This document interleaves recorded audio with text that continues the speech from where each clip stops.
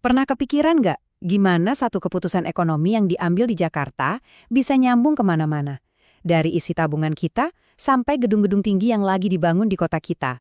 Semuanya itu ternyata terhubung oleh satu angka ajaib. Nah, ini dia pertanyaan besarnya. Kok bisa sih satu angka dari Bank Indonesia ikut nentuin nasib proyek konstruksi yang terbuat dari baja dan beton? Yuk kita bongkar sama-sama misteri ini.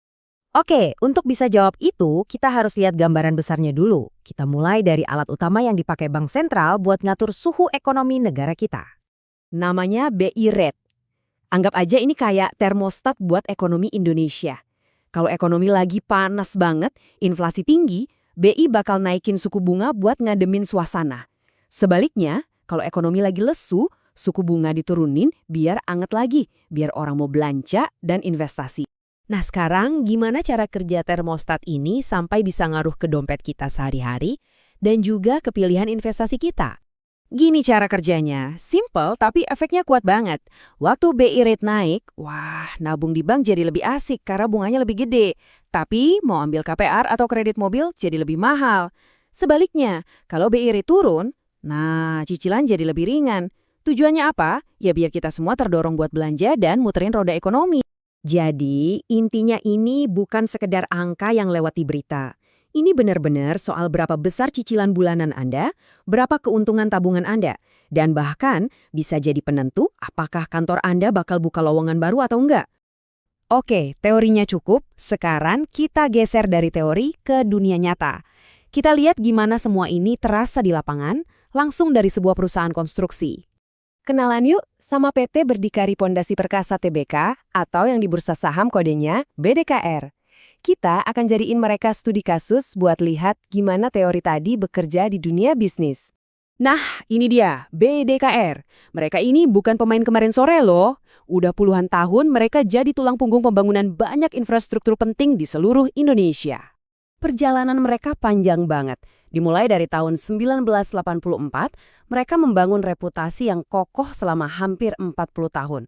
Sampai akhirnya di Maret 2023, mereka ambil langkah besar, jadi perusahaan publik dan melantai di bursa. Dan mereka ini bukan kontraktor biasa. Keahlian mereka itu spesifik dan teknis banget. Mulai dari urusan fondasi gedung pencakar langit, sampai bangun dermaga di tengah laut.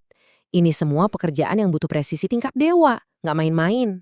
Nah, disinilah semua titik mulai terhubung.